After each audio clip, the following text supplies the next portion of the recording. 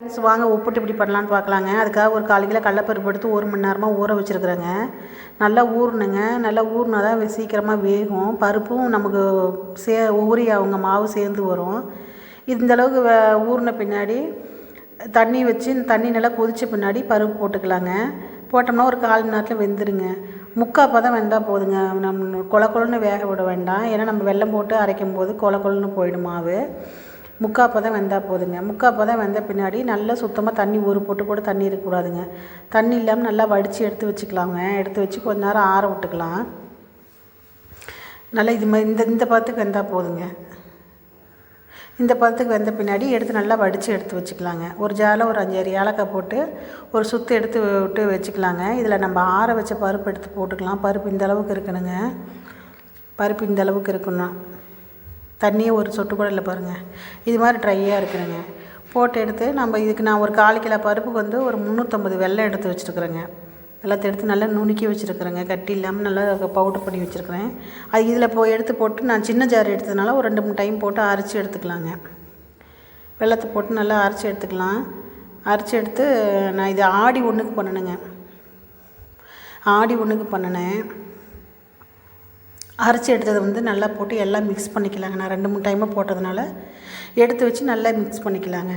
நான் இதுக்கு முன்னாடி ஒரு 2 மணி நேரத்துக்கு முன்னாடி ஒரு 1/4 கிலோ மைதா எடுத்து நல்லா கலந்து வச்சுட்டேங்க. ஒரு 1/4 டீஸ்பூன் உப்பு போட்டு ஒரு 2 ஸ்பூன் வெள்ளை சக்கரை போட்டு நல்லா கலந்து எடுத்து வச்சுட்டேங்க. அப்போ தான் வந்து உங்களுக்கு மாவு வந்து நீங்கள் சக்கரை போடாமல் வெறும் மாவாக பிசைஞ்சு வச்சோம்னா மேலே வந்து சப்புன்னு இருக்கும், டேஸ்ட்டே இல்லாத மாதிரி இருக்கும். அதனால் மைதா மாவு கலக்கும் போது ஒரு 2 ஸ்பூனு வெள்ளை சக்கரை போட்டு கலந்து வச்சு ஒரு 2 மணி நேரம் ஊறுற வரைக்கும் நல்லா சாப்பிட்டா வரும்.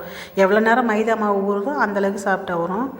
நான் ஒரு 2 ஸ்பூன் நெய்யும் 1 ஸ்பூன் எண்ணெயும் எடுத்து கலந்து வச்சுருக்குறேங்க. நெய் போட்டால் நல்லா டேஸ்ட் கொடுக்கும் அந்த உப்புட்டுக்கு. சப்பாத்தி மாதிரி நல்லா மாவு விரிச்சு விட்டு நல்லா ஊறுனாலும் நல்லா விரித்து வருது பாருங்கள். இதை கொஞ்சம் நெய் தடவி நல்லா விரித்து விட்டு நம்ம கலந்து வச்ச ஆட்டி வச்சுருக்கோம்ல கடலப்பருப்பு, அதனால் தேவையான அளவு நமக்கு எவ்வளோ சைஸ் வேணுமோ அந்த அளவுக்கு எடுத்து வச்சு மாவு மூடி விட்டுக்கலாங்க. அடியில் ஒரு நான் ஷீட்டு போட்டிருக்குறேங்க. சும்மா வெறுமனே வச்சாலாம் எண்ணெயாகனால ஷீட் போட்டிருக்கிறேன். நீங்கள் வேணால் வாழையில் இருந்தால் கூட வச்சு பண்ணிக்கோங்க.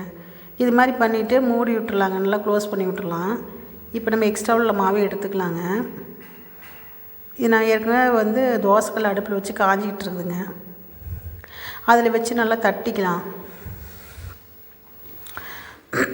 இது மாதிரி தட்டிக்கலாங்க. இப்போ தோசைக்கல் காஞ்சிக்கிட்டு இருக்குதுங்க. எடுத்து தட்டிக்கலாம். அப்படி தட்டிக்கலாங்க. மெலிசாக தட்டுனுங்க. அப்போ தான் கொஞ்சம் நல்லா வரும். ரொம்ப மொத்தமாக தட்டும்போது மொந்தையாக இருக்கும்.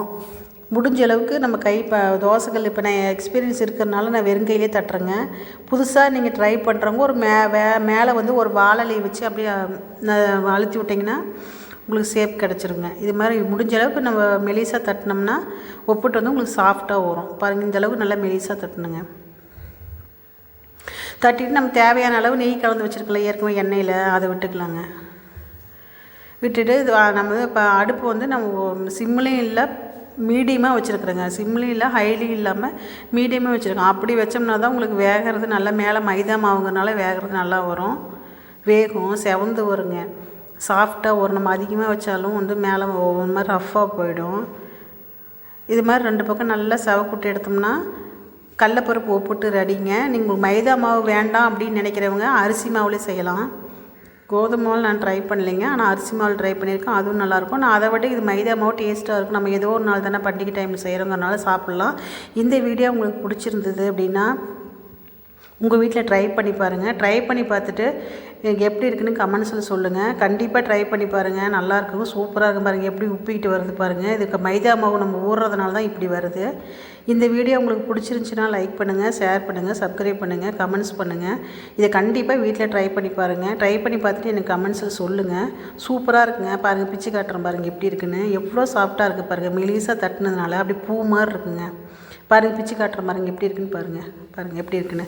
இதே நம்ம மொத்தமாக போட்டோம்னா இந்தளவுக்கு உங்களுக்கு வராதுங்க. இது சாப்பிடவும் டேஸ்ட்டாக இருக்கும், சாஃப்டாகவும் இருக்கும். ஏன்னா மெலிசாக போட்டோம்னா சாஃப்டாகவும் வரும் உங்களுக்கு. அதே மாதிரி மைதா மாவும் நல்லா ஊறுற வரைக்கும் உங்களுக்கு சாஃப்ட் கிடைக்கும். மைதா மாவு நல்லா ஊற விடணும். பாருங்கள் எப்படி இருக்குது பாருங்கள். சூப்பராக இருக்குங்க. செஞ்சு பார்த்துட்டு நீங்கள் வீட்டில் கண்டிப்பாக ட்ரை பண்ணி பாருங்கள். ட்ரை பண்ணி பார்த்துட்டு எனக்கு எப்படி இருக்குன்னு சொல்லுங்கள் கமெண்ட்ஸில். இந்த வீடியோ பார்த்ததுக்கு நன்றிங்க. பாய்.